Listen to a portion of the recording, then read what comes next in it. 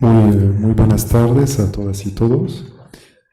Quisiera antes que nada agradecer a las instituciones que han hecho posible este coloquio, la Pontificia Universidad Católica del Perú, el Instituto Francés de Estudios Andino, el Centro Bartolomé Las Casas, el CREDA, entre otros, y todas las instituciones que nos han reunido hoy para reflexionar sobre este tema de la historia de la Iglesia en el Perú.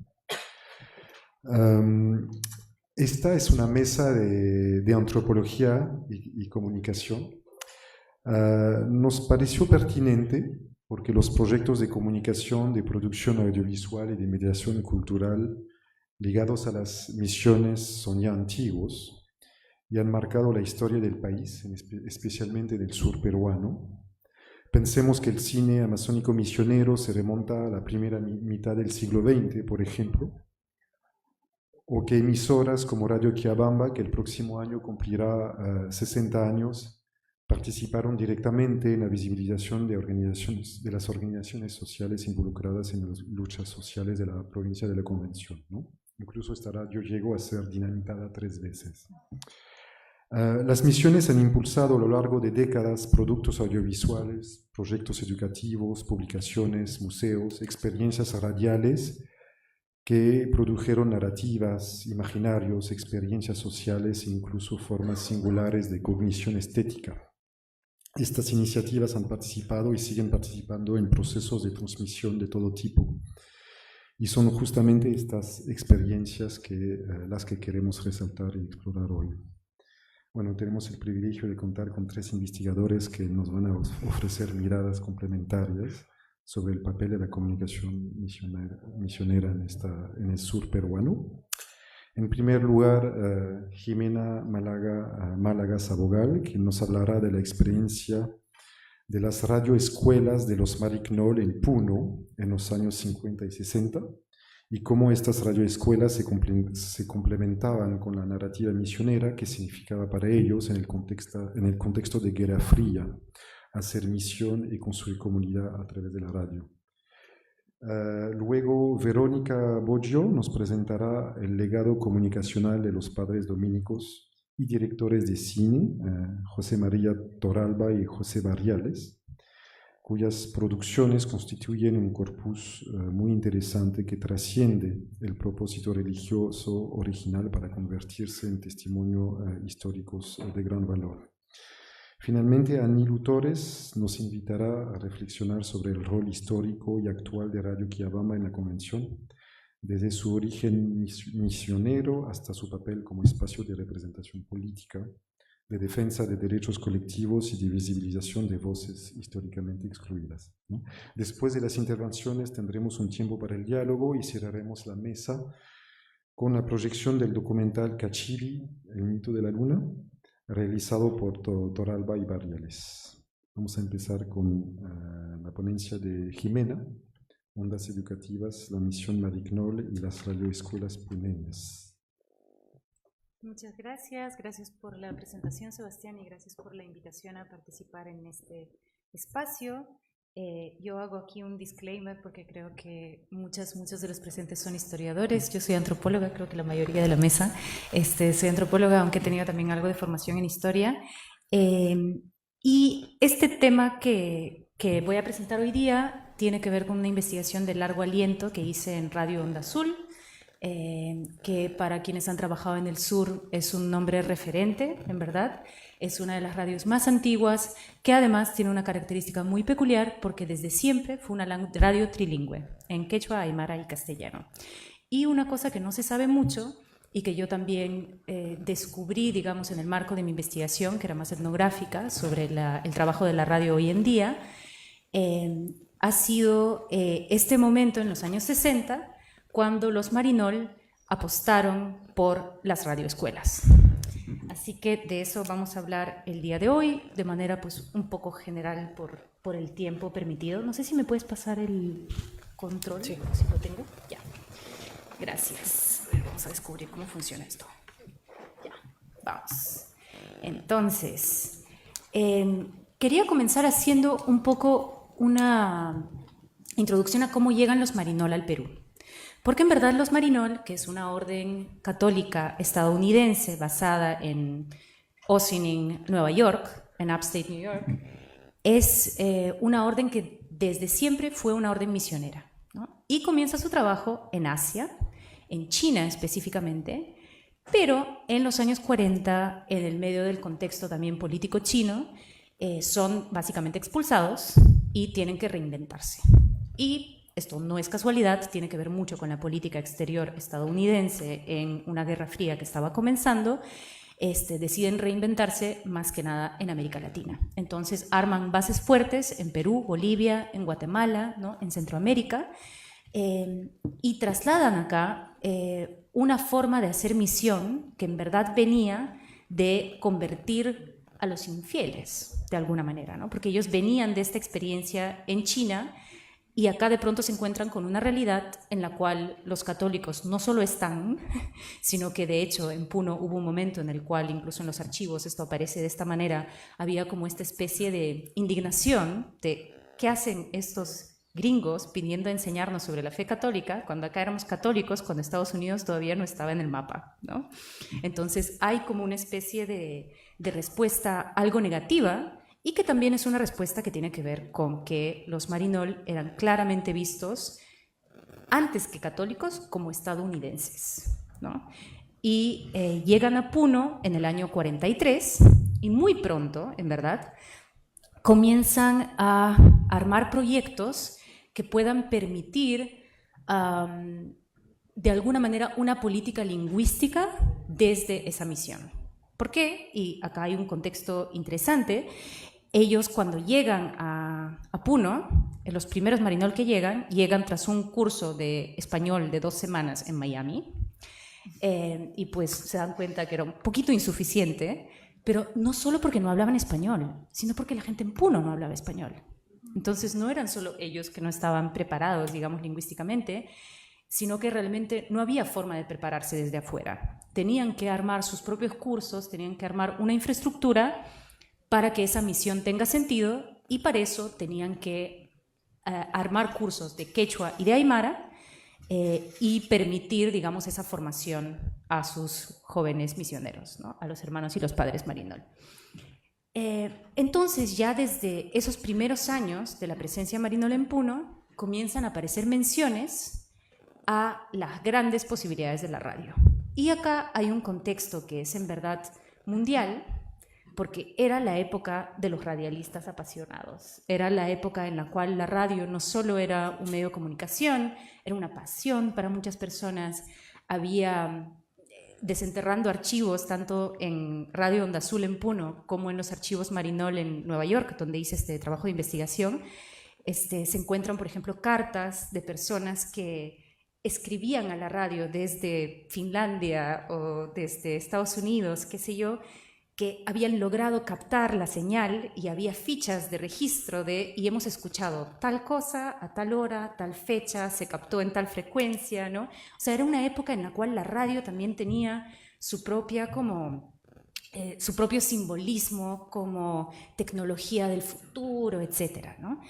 Entonces, el que termina dirigiendo esta iniciativa en el caso de Puno es el padre Robert Kearns, o el padre Bob, como le llamaban en general, y el padre Kearns comienza a presionar a los Marinol en Estados Unidos, diciendo que la solución a todos los males de la misión puneña era la radio, ¿no? Él comienza a hacer unas primeras menciones a la posibilidad de radioescuelas en Puno, ya desde 1952, aunque por el tipo de documentos encontrados hace referencia ya a conversaciones pasadas. Entonces es probable que esto ya venía desde hace unos años. Comienza a negociar con la sede central de Nueva York y comienza a hacer algo que creo que también es bastante interesante cuando pensamos en cómo se intercambian recursos, en cómo llega el financiamiento, en cómo, digamos, arrancan estas iniciativas. A veces nos olvidamos del recurso humano. Y lo que hizo el padre Roberto fue que desde el inicio comenzó a ejercer su influencia para que las personas que lleguen a la misión, las personas asignadas a la misión, los hermanos y los padres Marinol, tengan experiencia en tecnologías, tengan experiencia en radio. Entonces, hay ahí una cosa que se cruza justamente de recursos humanos realmente, que tiene que ver con, por una parte, la presión del padre Roberto, que disimuladamente iba pidiendo cada vez más, bueno, es que tenemos acá una antena que podríamos arreglar, quizás como se va el padre tal porque ya está viejito, manden a alguien que sepa de estas cosas, ¿no? Entonces hay esto por un lado, pero por otro lado también pasa algo básicamente geográfico que influye en este influjo de padres jóvenes y pilas y con conocimiento de nuevas tecnologías, y es la altura a la que está Puno. Porque Puno está a 3.800 metros sobre el nivel del mar, y la primera onda de padres que llegan en el 43, 44, no aguanta. Muchos eran veteranos de China, de las misiones en China, tenían más años, no se acostumbraban a la altura, y renunciaron bastante pronto o fueron enviados de nuevo a Nueva York para asumir otras misiones por temas de salud, porque no podían por salud. Entonces, sin querer queriendo, la misión de Puno se convierte en una misión de gente joven, más que nada gente joven, gente que quizás no había estado tanto tiempo en la orden, justamente por su edad, y gente, por lo tanto, que comienza a renovar también esta idea de misión para ya pensar específicamente en el altiplano y pensar específicamente en América del Sur y dejar de lado esta idea con la que venían de China, ¿no? Así que es algo que también va a influir en esta misión y va a ser muy interesante. Entonces van ocurriendo estas negociaciones con la sede de Nueva York, se pide cada vez más financiamiento, digamos, para que comience a funcionar una radio de los Marinol, ¿no? Ahora, acá pasa algo interesante, porque en verdad Radio Onda Azul ya estaba funcionando. Radio Onda Azul ya estaba funcionando, hay referencias otra vez, probablemente 52, 53 ya estaba funcionando, aunque la licencia en sí se otorga recién en 1958, la licencia oficial, ese es el aniversario oficial de la radio, pero era una radio súper pequeña que básicamente funcionaba por megáfono, incluso la palabra radio le quedaba un poco grande, fundada desde el Colegio San Carlos, que es una institución emblemática en Puno, y fue el padre Roberto que en verdad la llevó a un siguiente nivel, hasta tal punto que hoy en día hay muchas personas en Puno que piensan que la radio fue fundada por los Marinol. No, en verdad la radio sí existía antes, ¿no? Pero sí es parte como de este mito un poco fundacional, porque acá entra el otro aspecto, y es que el padre Roberto no solo quería veía la radio como una solución a muchos problemas, sino que específicamente estaba pensando en la misión educativa de la radio. Y eso tenía que ver con cómo los Marinol definían su idea de misión católica, ¿no? Su idea de llevar, digamos, obviamente una misión no solo católica, sino civilizatoria, como bien sabemos, en lo que sea que eso signifique, y que en este caso implicaba, para el padre Roberto, introducir una mayor literacidad, porque él percibía, digamos, como el principal problema de la región, su multilingüismo. Entonces, es una radio que desde el inicio es trilingüe, pero es trilingüe por, digamos, motivaciones muy diferentes a las que hoy en día aparecerían para una radio en lenguas originarias, ¿no? Era trilingüe porque era una forma de dar el salto lingüístico para aprender español, ¿no? Entonces, esa era la motivación del padre Roberto, y esa es la motivación también detrás de los Marinol, que muy pronto comienzan a aprender quechua y aymara. Lo aprenden para poder evangelizar en quechua y aymara, pero también para enseñar español, ¿no? Entonces, para que comiencen a funcionar ya las radioescuelas, el padre Roberto se basa en dos ejemplos muy claros en América Latina, que ya estaban existiendo. La radio Sutatense en Colombia, que es emblemática también, y la radio Peñas en Bolivia, en San Gabriel, ¿no? Que es una radio Marinol también. Entonces, en verdad, Radio Onda Azul entra en una red que ya se estaba comenzando a formar, de radioescuelas específicamente, que después van a funcionar oficialmente entre 1962 y 1968, y que, y esto es un dato bastante curioso, llegaron a tener un convenio con el Ministerio de Instrucción y a dar certificados oficiales reconocidos por el Ministerio de grados, ¿no? Entonces, no solo era un proyecto de alfabetización por radio, sino que gracias a las redes que logró armar el padre Roberto, daba papeles formales, ¿no?, para los estudiantes. ¿Cómo funcionaba? La mano de obra calificada de la misma orden, como decíamos, aportó muchísimo. Había donaciones de los mismos Marinol, de fundaciones en Estados Unidos, donaciones directas, y para conseguir esas donaciones el padre Roberto y después sus seguidores jugaban mucho, porque eran muy conscientes del contexto político, con el contexto de la Guerra Fría, ¿no? Entonces la idea era, bueno, salvemos a la gente del comunismo, y para salvarle el comunismo, traigámosle, alfabeticemos,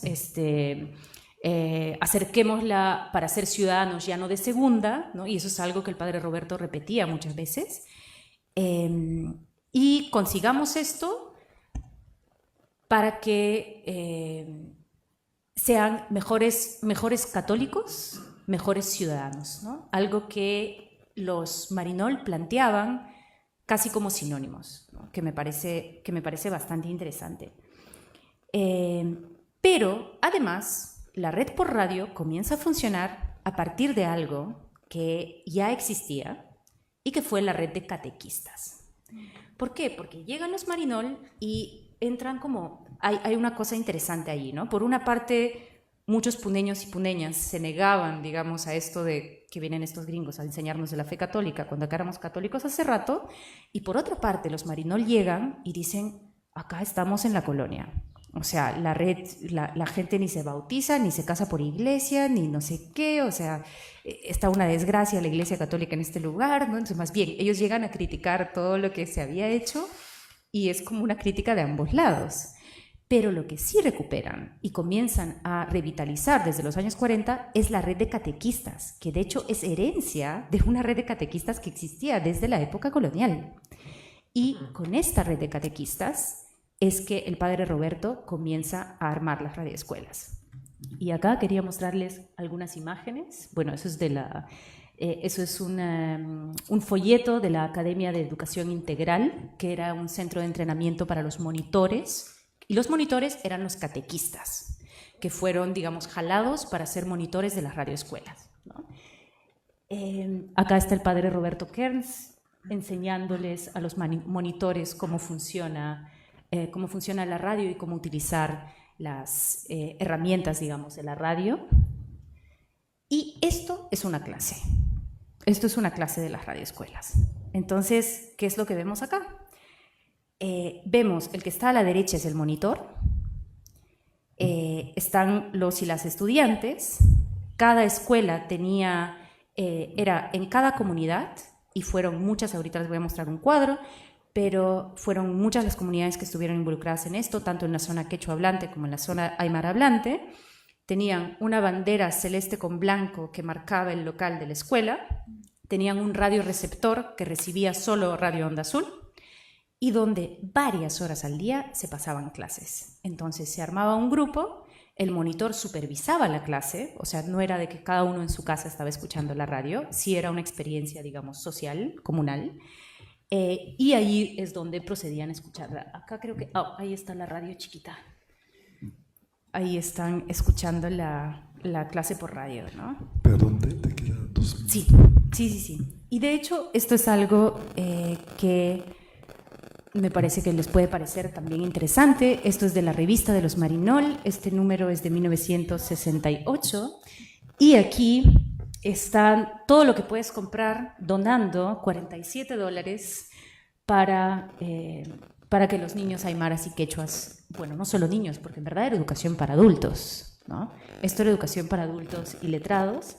¿Qué es lo que te dan los $47?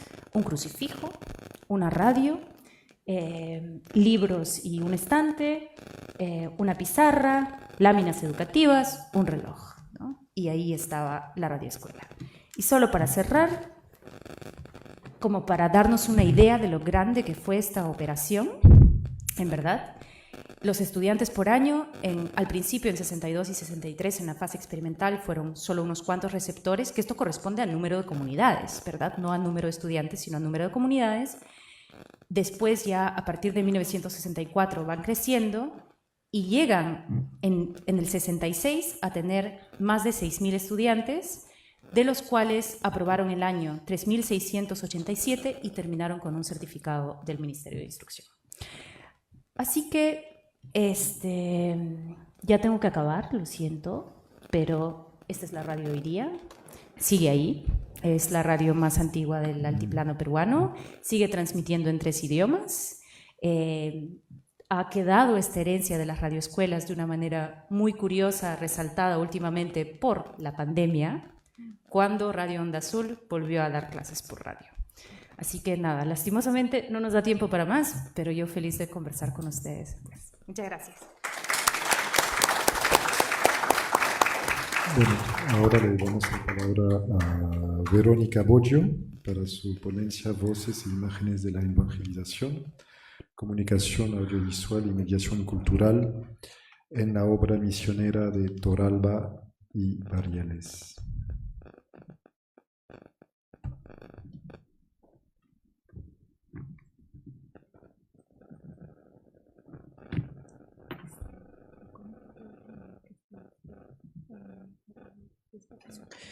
Ok, yo también voy a hacer un disclaimer.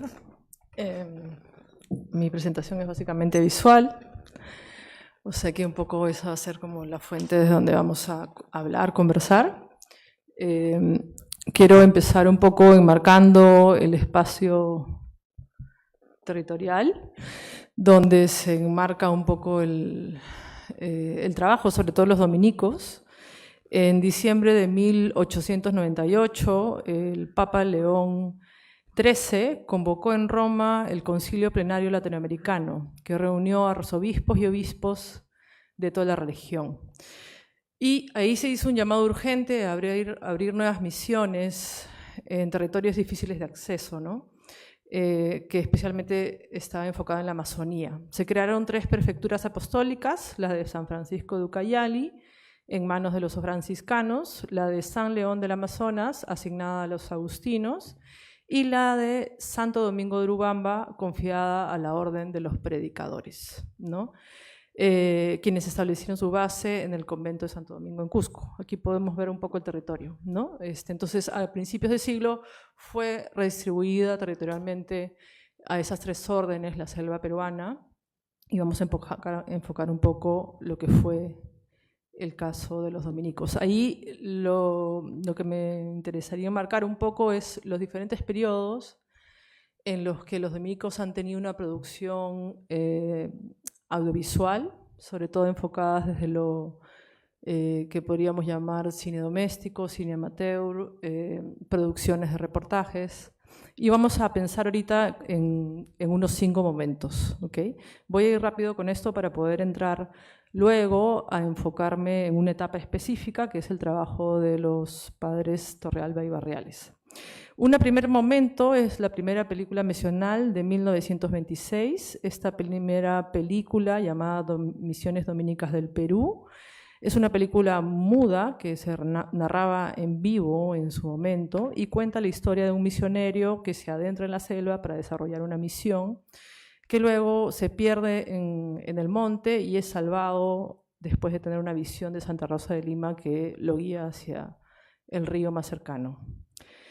Esta película, que actualmente está perdida, fue hecha por los padres Gerardo Fernández y Wenceslao Fernández, los 2 eran primos, y en el transcurso de uno visitar al otro decían hacer esta película y generar esta aventura, digamos, ¿no? Luego aquí tenemos lo único que queda, digamos, de la película son estas pocas imágenes y algunos fotogramas como los que vemos aquí, pero actualmente la película está perdida. En su momento se presentó en Lima y también se presentó en Barcelona. Luego, bueno, voy a ir rápido para poder focalizarme.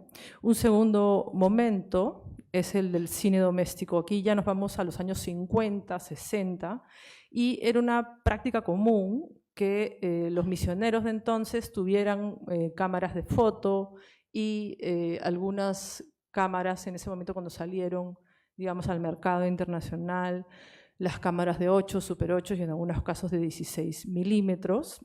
Con esto, a finales de los 50, ellos comenzaron a registrar escenas de su vida cotidiana, ¿no? Sin un guión formal, simplemente registros de su pasatiempo temporal, sus quehaceres cotidianas y lo que hacían al día a día.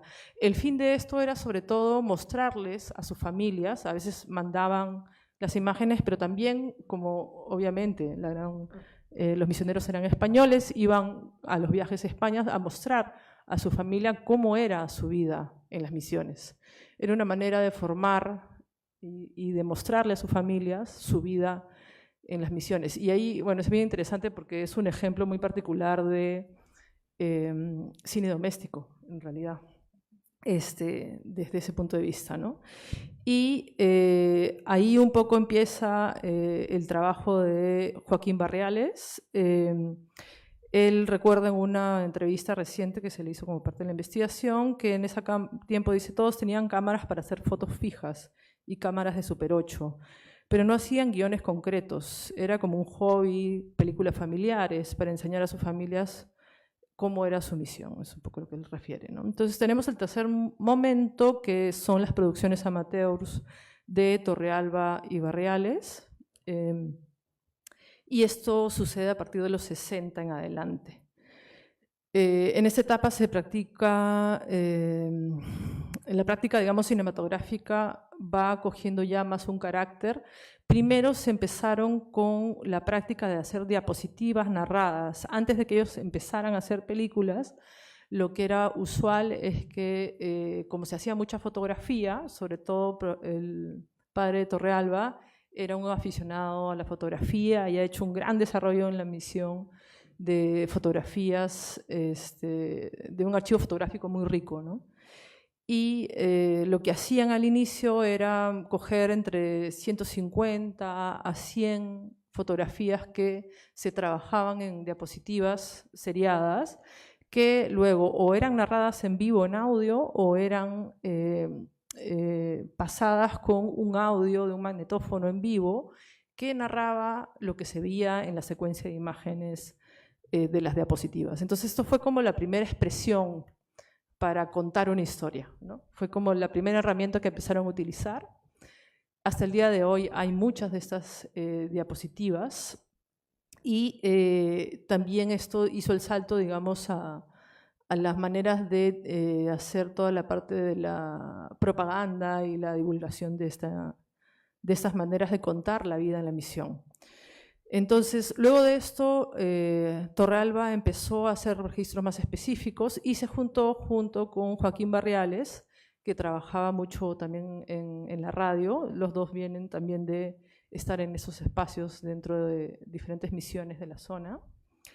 Y al juntarse las dos, pues Barriales se encargaba de hacer los guiones y hacer las narraciones en off, y luego Torrealba, digamos, a grabar y editar el material, ¿no? Voy a adelantar un poquito, acá estamos, bueno, eso es Torrealba. Y voy a hablar rápidamente solamente de las producciones del Pueblo de Dios, que eso ha sido a partir más o menos del año 92 hasta el año 2010. Y el Pueblo de Dios es el programa religioso más antiguo que existe en España. Tiene más de 80 años y en esa época, cuando se hicieron estas coproducciones, porque estas eran coproducciones con selvas amazónicas, que luego voy a explicar qué cosa es, esto lo producía Julián del Olmo, que eran básicamente reportajes de los recorridos de las misiones del mundo para conocer más el trabajo misionero en cada lugar, y esto se hizo mucho, hicieron cerca de 25 reportajes en esta zona. Y un último momento, que es el quinto momento, con el padre Roberto Ábalos, que produce también documentales a partir del año 2000. Y él conjuga también un trabajo de archivo de los materiales de Torrealba y Barriales, los integra a sus realizaciones, ¿no? Y hace una preservación también de este material, ¿no? Entonces, su trabajo no solo busca un poco documentar las misiones y comunidades, sino también rescatar estas producciones anteriores y hacer como una historiografía de, digamos, el cine realizado por los dominicos en el siglo XX. Entonces, ahora lo que me interesa, bueno, aquí vemos un poco estas líneas de tiempo con las fases, pero me interesa que nos detengamos y volvamos un poco a la producción hecha por el padre Torrealba y Barriales. Han sido 8 cortometrajes documentales los que ellos finalmente han realizado. Y en esta mirada me voy a detener en 3. Quiero como mostrar un poco un fragmento de cada uno de esos 3 y hacer como una pequeña mirada rápida, porque tampoco tenemos mucho tiempo, de cada uno de estos documentales. Algo que es importante saber es que el proceso, después de hacer las diapositivas y pasar a empezar a narrar, a grabar, se consiguió en donde está el santuario de Santa Rosa, instalar un estudio donde ellos consiguieron todos los equipos para trabajar la edición de estos documentales, y fue a partir de ese proceso que hicieron ya la producción y la edición, ¿no? Y el estilo normalmente de esto nace un poco desde la narración de ellos, ¿no? En voz en off sobre la visión. Muchos tienen como una mirada más observacional o etnográfica también. Ellos también como misioneros tenían todo un corpus de trabajo con las comunidades. En el caso de Barriales, él tiene una investigación muy larga con los machillengas, en el uso de la lengua también, la recuperación de diccionarios machillengas, de fichas y de trabajos hechos con ellos. Y es un poco cómo integra la parte, digamos, del trabajo más etnográfico a la mirada de los documentales. Pero me interesa empezar con que fue uno de los documentales, me parece más interesantes de los que tienen. Es uno que hicieron a partir de la necesidad de evacuar a una comunidad asháninca que se encontraba, digamos, en un momento de emergencia, y el documental es cómo evacúan con una avioneta a toda esta comunidad para salvarla, digamos, del acoso de Sendero Luminoso en ese momento. Vamos a ver solo la introducción, que me interesa, interesante, creo que tenemos audio, ¿no? De ver el texto inicial con el que comienza el corto.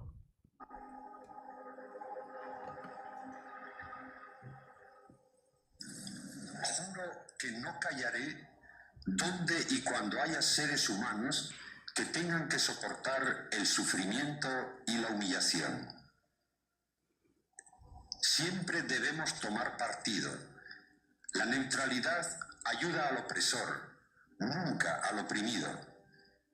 El silencio alienta al verdugo, nunca a la víctima. Hay ocasiones en que es preciso intervenir, cuando hay vidas humanas en peligro, cuando la dignidad humana corre un riesgo, fronteras y sensibilidades nacionales se tornan irrelevantes. Donde quiera que hombres o mujeres sean perseguidos por su raza, religión o ideas políticas, ese lugar, en ese preciso momento, debe ser el centro del universo.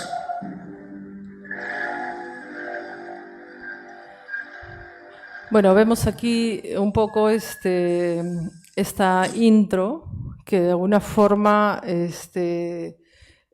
establece el punto de inflexión para ellos, ¿no? Sobre por qué y qué hablar respecto a lo que quieren mostrar, ¿no? Yo creo que tanto Barriales como Torrealba eran personas que tenían un compromiso muy fuerte con las misiones y las comunidades con las que trabajaban, Y se ve esto mucho reflejado, por ejemplo, en sus textos, cuando escribían en los boletines, cuando también trabajan en la radio. En este documental se ve todo el proceso en el que Joaquín está a través de la radio comunicándose para hacer toda la evacuación, ¿no? Y toda la atención y el compromiso que hay con la población para realmente evacuar, ¿no?, a todas esas personas.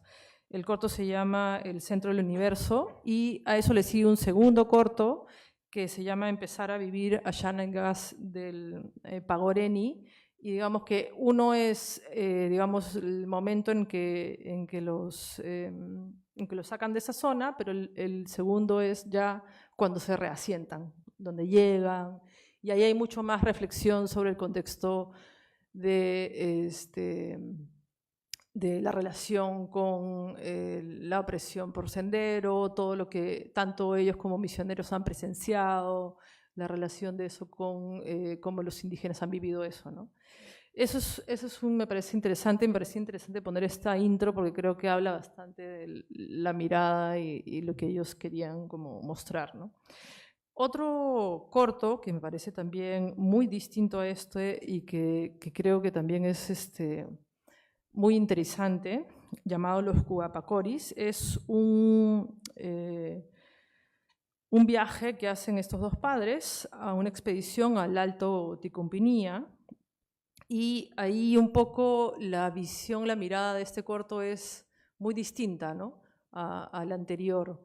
Esta está mucho más focalizada en cierta búsqueda de la idea de lo salvaje, ¿no?, o el salvaje al que ellos van en búsqueda de este primer encuentro. Ahorita es como la travesía, voy a pasar una partecita donde es el momento de la travesía que ellos hacen para llegar a esta comunidad indígena, donde se encuentran con la idea del primer contacto. En realidad ellos visitaban varias veces a esta comunidad, pero cuando hacen la película, digamos que eso es lo que se representa, ¿no?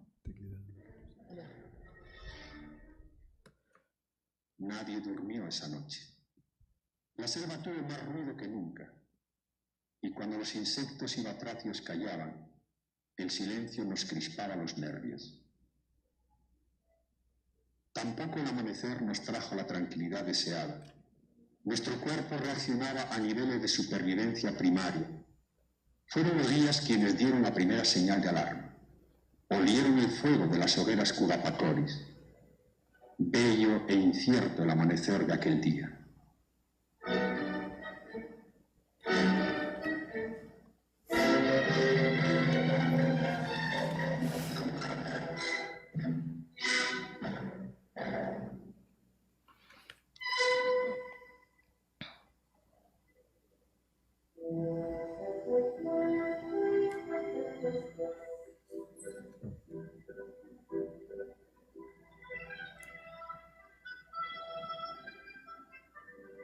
Creo que ahí lo podemos hacer bien. Voy a hablar un rato mientras estamos... Ahí estamos viendo los recursos narrativos que usan, ¿no? Es bien interesante la voz en off y la intensidad de la música también, cómo la trabaja. Sí, bueno, luego vamos a ver al final de la sesión ya un corto que va a cerrar un poco la idea, pero aquí me interesaba que es cuando entran y llegan ya al contacto, ¿no? Después de una larga travesía se encuentran finalmente con los Cubapacoris, ¿no?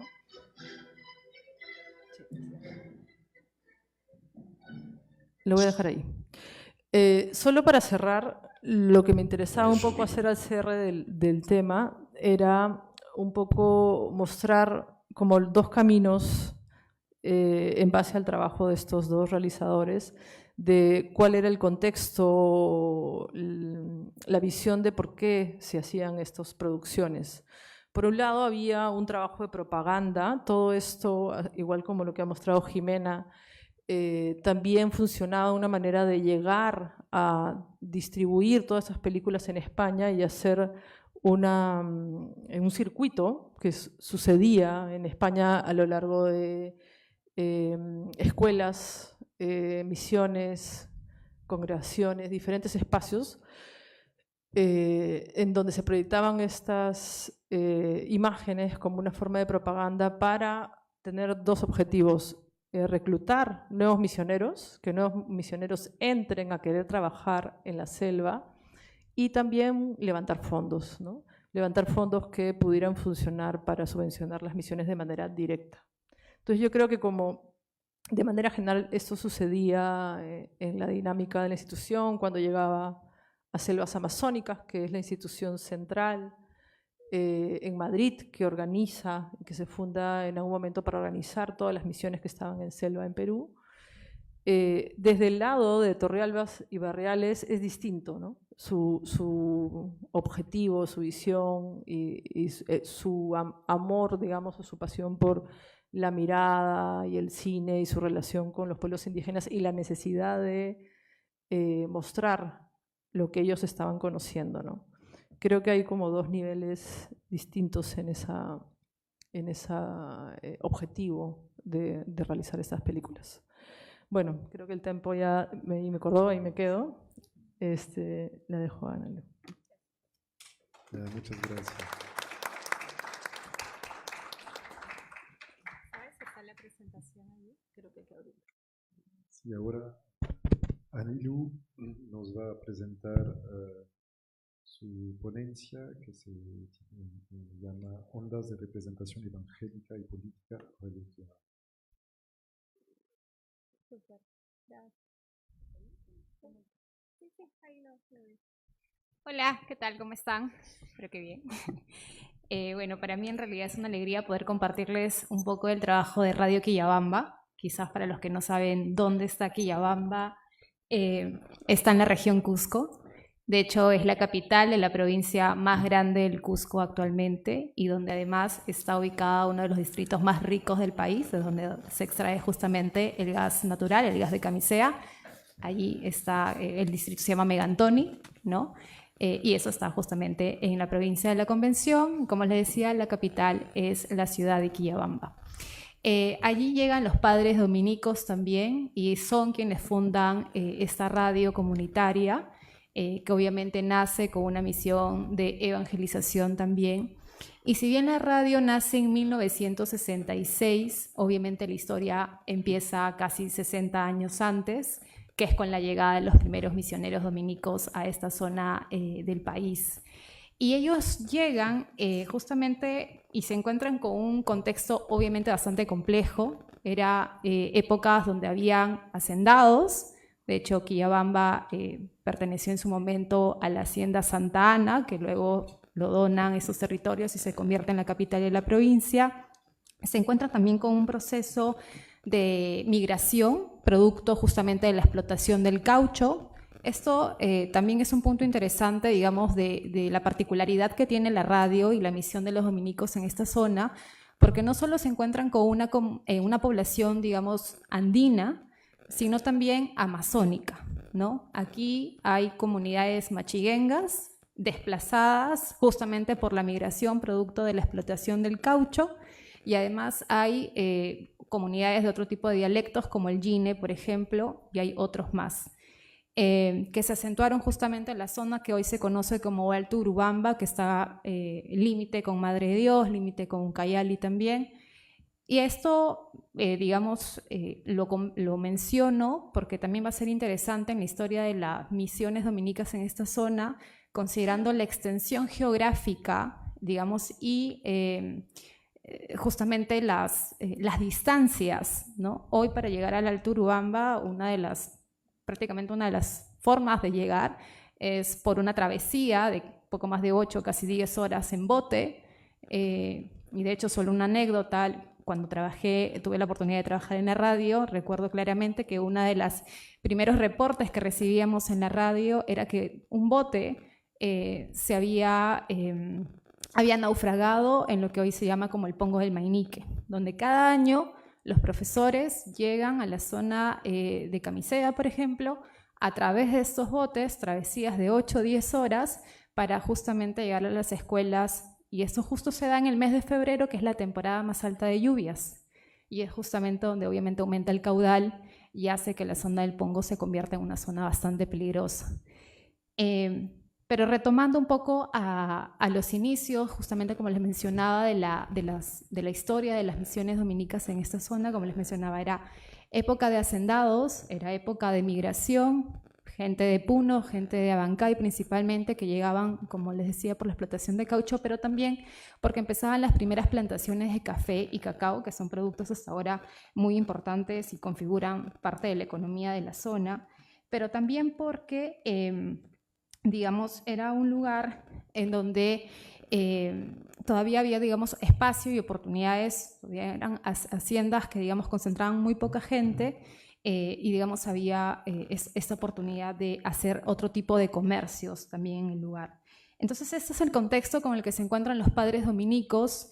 En 1966 finalmente crean Radio Quillabamba, como decía Sebastián, el próximo año ya cumplen 60 años. Y la radio nace, ahí les quiero, esta es la fachada de la radio, es una foto un poco antigua, cuando cumplía 49 años. Ha cambiado un poco el color, pero esa es la infraestructura tal cual está hasta la fecha. Obviamente han habido muchos cambios más allá de quizás el color.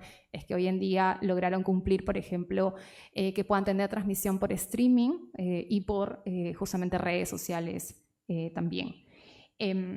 Esta es la radio y, como les decía, la radio nace en un marco doctrinal, emisora para la evangelización, educación, promoción cristiana y humana de la provincia de la Convención. Sin embargo, es una época, en un contexto además, en que se encuentran con el estallido de la reforma agraria.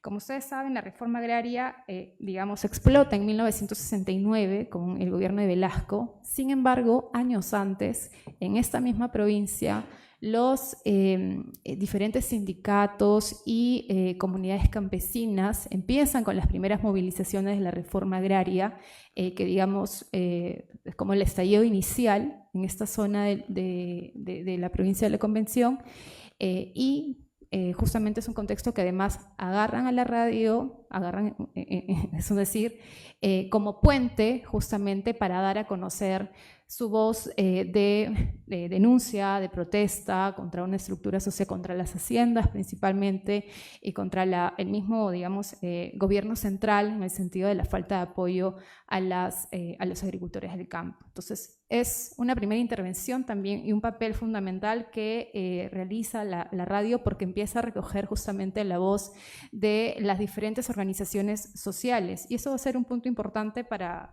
el crecimiento de la misma radio, y es un momento en que empiezan a converger, si bien esta misión evangelizadora, también a responder y hacer suya, digamos, la agenda social de ese momento de la gran mayoría de la población, entre ellos, como les decía, el tema de la reforma, pero luego ya cuando también estalla el conflicto interno, es además cuando la radio es víctima hasta en 4 oportunidades de diferentes atentados, porque ya para ese entonces también los padres dominicos, algunos de ellos eran la voz, ¿no?, de muchas de las organizaciones, y eran los que, digamos, representaban a través del medio de comunicación justamente la postura de las diferentes organizaciones, el llamado hacia la paz, y obviamente hacían las denuncias contra justamente las irregularidades y las injusticias que se cometían en esos momentos contra las personas o los justamente ciudadanos más vulnerables.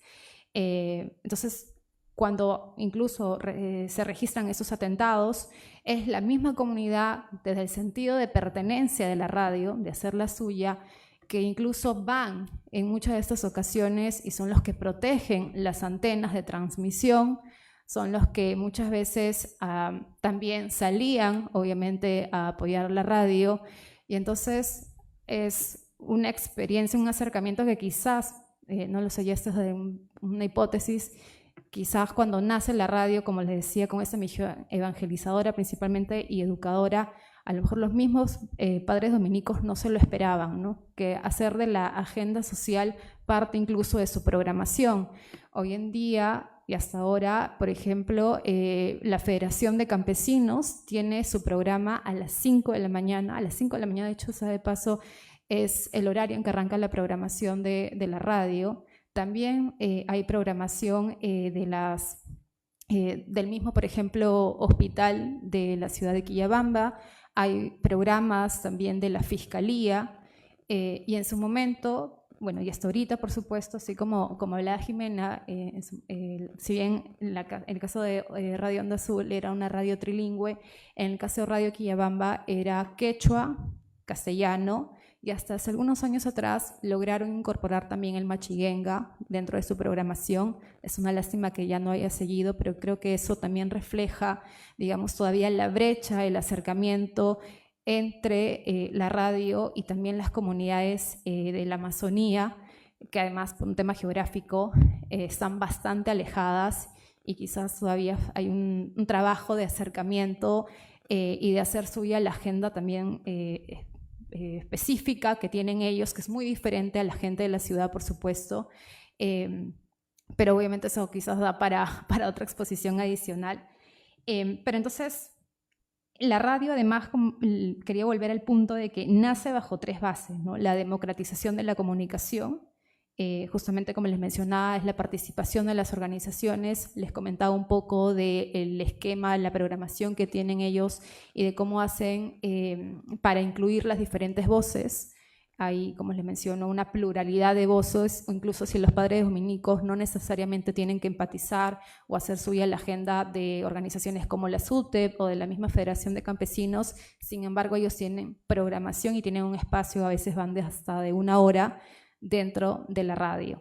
Esto no ha significado que la radio deje también transmitir, por ejemplo, la misa, o sea, sigue con el rol evangelizador, transmiten misa, tienen un programa de catequesis, también tienen un programa de, por ejemplo, capacitación o de empoderamiento a jóvenes, que han sido los que también han podido crear su propio programa de radio y donde hablan sobre temas actuales que les interesa justamente a la juventud, a los adolescentes, a los niños, niñas y adolescentes. Pero la radio también nace bajo la base de la justamente educación popular, y creo que es un componente bastante importante hoy en día, justamente para fomentar el pensamiento crítico, ¿no? Y obviamente la transmisión de valores. Obviamente ahí este también es un debate, quizás más adelante lo podamos hablar, porque finalmente son bajo valores cristianos.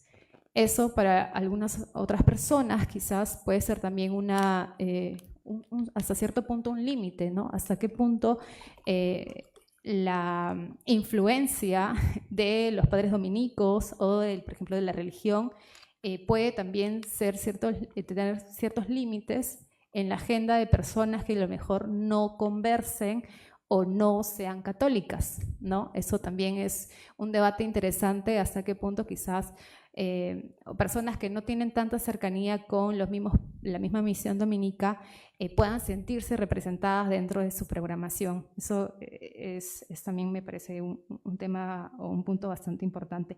Y otro punto base de la creación de Radio Quillabamba es justamente el acompañamiento, la coordinación, la promoción y la defensa de las organizaciones justamente del pueblo, que de hecho hasta ahora lo hace muchas veces la misma radio. Ahora en pandemia justamente fue la que transmitió la necesidad de por ejemplo, construir o implementar las plantas de oxígeno, ¿no? En un momento de bastante demanda y debido justamente al fallecimiento de muchas personas que no lograban acceder porque, como les decía al inicio, por más que albergan uno de los distritos más ricos del país, no tienen un hospital de alta complejidad, ¿no? Recién hace algunos años estaban construyendo el hospital, de hecho, dentro de territorios que donó la Misión Dominica. Sin embargo, este hospital hasta la fecha no se ha podido concluir y el trabajo sigue estancado. Una lástima, pero sin embargo también justamente refleja, y son una de las digamos, denuncias sociales que son parte de la agenda de comunicación también de la radio, que hace propia y hace estas denuncias, permite este diálogo y la conversación en diferentes voces, y digamos, con la oportunidad de que ahora tienen tanto la onda corta como la onda media, hacen que se amplifique también la participación y el empoderamiento de las voces de las diferentes organizaciones. lo otro que quería comentarles sobre Radio Quillabamba, bueno, no sin antes darle rostro a quienes están en la radio. Quien dirige Radio Quillabamba es un padre dominico, es el padre Ricardo, que es el que está con la camisa celeste, e Hilda es la que está a cargo ya desde varios años de la programación en quechua. Yo los invito realmente a escuchar Radio Quillabamba cuando tengan la oportunidad, quizás los sábados temprano. Les va a encantar el programa Pueblo Andino, en donde Hilda justamente hace toda la programación en quechua para llegar justamente a las comunidades campesinas. No se ve bien aquí, pero está un poco mala. Pero también quería comentarles que justamente la red o las misiones dominicas también, bueno, gracias, como les decía, a la onda corta y a la onda media, llegan a las zonas de las comunidades nativas machiguengas principalmente. Estas son algunas imágenes. Un museo, esto es en la zona de Coribeni, por ejemplo, donde tienen un museo donde también dan a conocer un poco la historia de la misión dominica, de cómo llega, la importancia también de la radio y de por qué es importante justamente para ellos mismos darles una oportunidad a acercarse para que justamente sus demandas puedan ser transmitidas a través de la radio y darles un valor. Y bueno, es importante el tema de las misiones porque justamente cuando los padres dominicos empiezan, como decía también Jimena, Victoria, esta oportunidad, por ejemplo, de hacer estos primeros acercamientos o contactos con las comunidades amazónicas, tienen la necesidad de justamente hacer esta red, puntos de misiones para llegar justamente a tener un primer contacto, primero justamente motivados por la evangelización, pero luego también el uso de la radio como puente no solo de fe, sino también de cultura y de empoderamiento de las organizaciones, de las diferentes organizaciones sociales. Perfecto, no hay problema. Yo solo quería terminar un poco la historia de la radio. Bueno, esta exposición sobre Radio Quillabamba me emociona mucho hablar de la radio por lo que significa, como les he mencionado, tiene una particularidad en el sentido de no solo desde la ubicación geográfica, sino también porque es una convergencia de culturas distintas, ¿no? Entre lo amazónico con lo andino e incluso ahora con las migraciones incluso extranjeras que también llegan a la zona y la radio sigue siendo parte del día a día. No obstante, el principal desafío, como la mayoría de las radios, es el tema del financiamiento. Al ser una radio comunitaria, no tiene, digamos, las mismas oportunidades, por ejemplo, para recibir la publicidad estatal, como lo tienen las radios comerciales de las principales ciudades, y eso a veces limita mucho el trabajo de la misma radio para llegar a muchas más zonas y tener, digamos, un alcance mayor. Y por el otro lado también está todavía ese proceso pendiente que es la transformación tecnológica.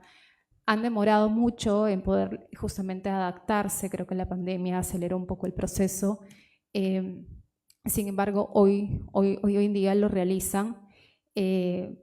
Para mí un punto importante en el caso de la radio es que pese a esta misión importante de evangelización, han podido adaptarse y moldearse a las necesidades sociales y, digamos, la historia un poco de esta radio da a entender que hasta en ciertos puntos o en momentos históricos importantes ha priorizado esa necesidad de, por ejemplo, del rol social y de comunicación, incluso a veces mejor o más que este rol evangelizador, sin dejar de hacerlo, por supuesto. Pero, como les digo, esto es una radio que ha pasado por varios procesos sociales, desde la reforma agraria, desde el tema de el conflicto armado interno, digamos, incluso hoy en día frente a la piratería de de las frecuencias de comunicación, que es un problema bastante importante que también enfrentan las mismas radios comunitarias en el interior del país, pero aún así siguen presentes, siguen fuertes. Creo que uno de los retos también mayores, más allá de adaptarse a la tecnología, es poder acercarse a esta nueva generación, en el caso de jóvenes, que digamos miran ya un contenido distinto, y creo que la radio ahí todavía tiene una tarea pendiente para digamos, hacer suya esa agenda y esas preocupaciones nuevas de estas nuevas generaciones también. Gracias. Gracias. Bueno, ahora vamos a empezar con las preguntas. Yo quisiera introducir el debate haciendo como unas preguntas. Gracias por todo. A mí me interesa mucho, quisiera detenerme en este tema de la postura del misionero, incluso la postura muy personal, muy íntima a veces, o sea, entender a la vez su imaginario, lo que lo anima, pero también a qué desafíos se enfrentaron a nivel incluso estético. Eso, por ejemplo, Verónica, tú hablabas varias veces usaste la palabra amateur, que me gusta mucho porque muchas veces los escuché, bueno, yo he trabajado en Radio Kiabamba también, o sea, no he trabajado, pero he ido mucho allá, y los padres allá en la región siempre me decían, somos todistas, un día carpintero, un día soldador de antena, y el miércoles comunicador, y el jueves misionero. Y siento que esa postura se conecta bastante con tu concepto con esta postura de amateur. ¿En qué refleja eso? Eso es una pregunta en su quehacer, en su postura con las comunidades, en su manera de involucrarse en su terreno, diría. Eso es una pregunta en realidad para todos. La otra es, estas radios han crecido mucho en los 60 y los 70. ¿Qué impacto hubo con la teología de la liberación? ¿Qué relaciones? ¿Qué influencias? Eso, además, bueno, Radio Kiabamba muchas veces yo la vi como incluso una utopía social. Cuando poco antes de su muerte el padre Alfredo me hablaba de la radio, era como, wow, ok, fue su sueño. Y en el fondo me hace pensar en el trabajo de Portocarrero, la urgencia por decir nosotros, y siempre pensé, esta radio por lo menos es como una materialización concreta de esta búsqueda de un nosotros, es decir, como un proyecto de comunidad o de nación desde el mundo misionero. En qué medida también refleja las jerarquías y división de la sociedad peruana, y eso me lleva a esa pregunta sobre los desafíos estéticos. Una radio implica todo medio de comunicación una performatividad y normas propias. La elección de imágenes, de sonidos, de músicas no es neutra, lleva en sí su propia colonialidad. Poner una radio en medio de la selva no es algo neutro. Y decimos que la radio se puede decir que posee su propia indexicalidad, es decir, un sonido, una imagen puede ser interpretada de forma distinta según el lugar donde lo recibes. Lo mismo para una película. ¿Cómo se enfrentaron a esta indexicalidad, que es una diferencia cultural enorme que puede haber a veces? ¿Cómo negociaron con esto? Incluso en el caso de Radio Kiabamba, el padre Roberto, la primera vez que lo vi en 2009, ya me decía, como la usan cada vez más los colonos, él sentía que la radio a veces invadía. Entonces me lo dijo, lo tengo incluso grabado en testimonio, era consciente de esto, él trataba de capacitar a machilengas. No sé cómo se enfrentaron a estos desafíos estéticos, y a nivel de cine también hay muchos debates sobre el cine documental contemporáneo, sobre, por ejemplo, el monopolio del relato y de la imagen, quién habla, quién filma. Hay un auge del cine participativo, de autorrepresentación desde hace 15, 20 años. ¿Cómo se posicionaron los misioneros frente a esto? El tema también del giro subjetivo, ¿no? Uno tiende a ser más... hay todo ese debate de cuestionar el lugar, el poder del cineasta, diría, exponiendo su propia voz. No sé, son muchas cosas que estoy soltando ahí. A ver, ¿vamos en el mismo orden? No. Ya, ok. O tú vas primero, yo voy después. Creo que la primera pregunta para ti. Ok. Bueno, sobre el término amateur, básicamente creo que dentro del contexto de la industria del cine, el término amateur También se le llama non-theatrical cinema o tiene varias denominaciones, pero está enfocado mucho, la industria del cine ha establecido una manera, ¿no? del formato, de lo que es el cine como lo entendemos, y también está conectado no solo a la calidad técnica y capacidad de producción, sino también a los circuitos de distribución y formas de difusión de lo que es el cine. Entonces el cine amateur es el lado B, digamos, ¿no? De todo eso. Y el caso de estas producciones caen perfectamente en ese concepto por varias razones. La distribución nunca se hacía en cines comerciales, nunca se hizo en cines comerciales.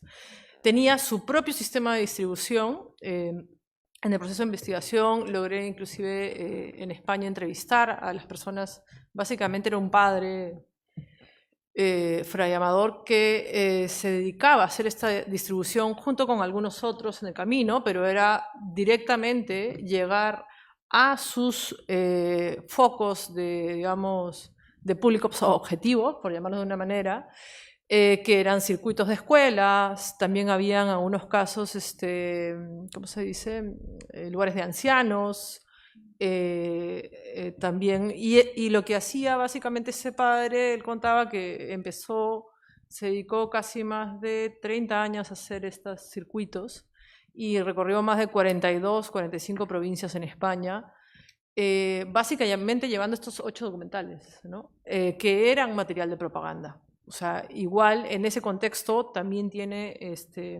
todo este tema de que él primero empezó trabajando con lo que eran los boletines y las revistas, ¿no? Las Misiones Dominicas, hay otra también, Cruzada Dominica, hay varias otras revistas que lo que hacían funcionaban como el mismo rol de divulgación. Entonces de eso saltan a las películas, ¿no? Es otra herramienta más o otro medio más con el cual comunicar esta propaganda para concientizar sobre la labor misionera y poder levantar fondos para las misiones, ¿no?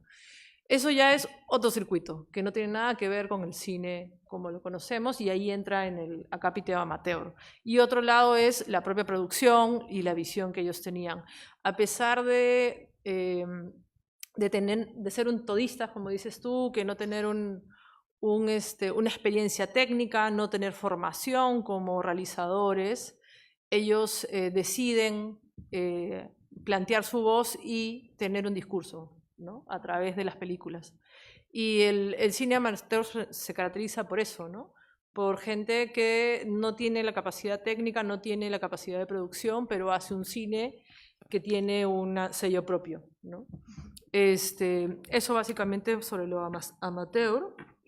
Y sobre el tema de los desafíos estéticos, la relación con la teología de la liberación, creo que algo importante que decir también es que estos misioneros, como desde que llegaron, muchos otros misioneros, Pío Asa, el padre Álvarez Lobo, tuvieron una tradición de largo aliento de diferentes personajes, el propio Pactone, ¿no? Que es un ícono dentro de la historia dominica, de tener esta mirada de investigar, analizar, conocer las comunidades y los pueblos indígenas, y en muchos de esos casos también han tenido una visión como etnográfica, ¿no? La antropología se volvió también una herramienta. El padre Álvarez Lobo es un ícono para muchos desde la antropología del Bajo Urubamba, la gran extensión de publicaciones que tiene es realmente impresionante, de historicidad sobre Cepagua, sobre diferentes contextos. Entonces, claro, esa influencia antropológica como tal creo que influencia las películas, ¿no? La mirada de cómo hacen las películas. Y ellos combinan todo eso, creo. Esta labor antropológico-etnográfica con también la otra que viene de la radio, que diríamos que es más social, más activista y más de un posicionamiento de ir por las luchas sociales determinadas, ¿no? Creo que combinan esas dos cosas. Eso. Acá, bueno, claro, hay para responder para una tesis, no lo haré, pero pensando, por ejemplo, en esto de de los todistas, que creo que es algo que además para los que nos dedicamos al cine en el Perú sigue siendo la realidad, porque todos hacemos de todo. Pero en el caso de la ROA, y voy a pensar, ahorita me estoy centrando solo en los 60s, a pesar de que igual que con Radio Quillabamba es una radio que sigue muy activa y tal, había una red de capacitaciones muy interesantes en las cuales participaban los padres y hermanos Marinol que estaban involucrados en la radio. Entonces, si bien muchos venían, digamos, de esta pasión radial más totalmente amateur, ¿no? También, el padre Roberto hace un esfuerzo por capacitar a su personal y cada año intentaba mandar a alguien de vuelta a Nueva York para que en los meses que tenían como de descanso, que aprovechen para ir a cursos, etcétera, ¿no? Entonces sí había, a pesar de que, claro, no eran personas formadas profesionalmente en comunicación, sí había un esfuerzo de profesionalización técnica para mejorar el trabajo diario de la radio, ¿no? Ahora, respecto a la teología de liberación, eso es algo en lo que no me metí en esta ponencia, pero es fuertísimo en el caso de Radio Onda Azul, definitivamente. De hecho, hubo un momento en el cual Radio Quillabamba y Radio Onda Azul compartían el mismo eslogan, que fue el eslogan de los 60s y 70s, o sea, la voz de los sin voz, ¿no? Que sigue siendo, creo, el eslogan de Radio Quillabamba. En el caso de Radio Onda Azul ya pasó por varias otras iteraciones, pero sí lo fue por mucho tiempo, ¿no? Y acá, por ejemplo, una forma concreta en la cual esto se expresaba, así como para muestra un botón, es que en los años 70 se hace, en Puno, digamos, la reforma agraria tuvo un proceso diferente, pasó un poco sin pena ni gloria, especialmente en las provincias norte de la región de Puno, donde siempre se consideró que fue una reforma bastante frustrada, que, digamos, no logró. No hubo una repartición como en la convención, también no había ese contexto, ¿no? Es un contexto bien diferente, pero el resultado es que hay un movimiento propio de Puno por lucha de tierras que en verdad viene más tarde, o sea, que viene como respuesta a una reforma agraria que no funciona. Y en los años 70, en Radio Onda Azul, había un programa de la Federación, digamos, de lucha del Frente de Lucha por las Tierras.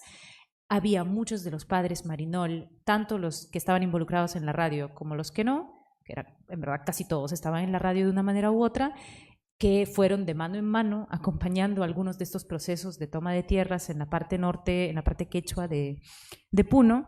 Y además hubo una instancia bien interesante de producción radiofónica, que fueron las radionovelas, que en su momento fueron incluso participativas. Entonces hay un archivo fascinante de radionovelas hechas en los 70s y en los 80s que se hacían, llegaba alguien de la radio, siempre incluyendo a un padre o a un hermano, y se hacía como una especie de asamblea comunal. Se llegaba a la conclusión sobre qué va a ser el programa o sobre qué va a ser la novela y después se procedía a grabar. Y algunas de esas grabaciones todavía existen. Hemos hecho un esfuerzo a lo largo de los últimos años de digitalización de muchos de los contenidos en quechua. Nos concentramos en lo quechua por el proyecto que yo tenía, pero ahí está para los que quieran trabajar. Y además, el año pasado, en diciembre del año pasado, hemos terminado un proceso de reordenamiento y catalogación del archivo documental de Radio Onda Azul, que nos tomó varios años, así que si alguien está interesado, ahí están los archivos y creo que la gente de Onda Azul estaría muy feliz de que vengan a investigar acá haciendo el cherry, por favor vayan. ¿Hay misas en quechua? ¿Misas en quechua? Claro, también, sí, claro. También. Y de hecho hay bastante contenido también en Aymara, que ahí no nos hemos metido a esa parte de la digitalización, así que ahí queda abierto.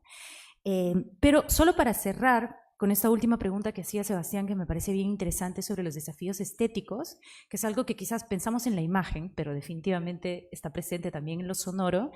Y en el caso de Onda Azul, esas primeras radionovelas participativas nos dan un poco una pista del tipo de sonidos que se comienzan a recolectar y que pasa, digamos, por dos lados. Por un lado lingüístico, de purificación, cuando hablamos de programación en quechua y en aymara. De hecho, la programación quechua y aymara hoy en día de Radio Onda Azul evita bastante la utilización de palabras en español. Hay como todo un esfuerzo de limpiar el quechua y el aymara para las ondas radiales. Eso es en un sentido estrictamente lingüístico, pero en un sentido más sonoro, más sensorial, hay un esfuerzo que tiene 40, 50 años de historia de que la radio transmita los sonidos del altiplano. Entonces, por ejemplo, para las producciones radiales de Onda Azul, para las radionovelas, ahora durante la pandemia hicimos una nueva radionovela, por ejemplo, que los sonidos no sean de estas bibliotecas sonoras, no sé si han escuchado alguna vez, que se utilizan en el audiovisual, que están disponibles online, muchas veces hasta gratis. No, porque como lo dijo muy bien un compañero trabajador de Onda Azul el año 2020, ¿cuándo has escuchado en los Andes una oveja con una campanita? Jamás. Esos sonidos no nos sirven. Entonces hay todo un esfuerzo de cosechar sonidos propios del altiplano que después son utilizados como efectos sonoros propios para todo lo que se hace en la radio. Y me parece que también es un proyecto bien interesante. Gracias. Bueno, voy a contestar. Yo no soy antropóloga, soy comunicadora, así que voy a un poco contestar las preguntas de ese enfoque. En el caso del tema de teología de liberación, coincido. De hecho, también Radio Quillabamba creo que el componente principal es desde la justicia social, que es de lo que también un poco trata el tema de la teoría de la liberación. Y un poco para venir a lo actual, es que, por ejemplo, la misma radio ha incluido dentro de su programación un programa que aborda temas de mujer, que creo que incluso dentro a veces de la cultura andina, por muchos años tocar temas de mujeres, sus preocupaciones, las demandas, un poco romper los estereotipos, ha tenido una resistencia fuerte.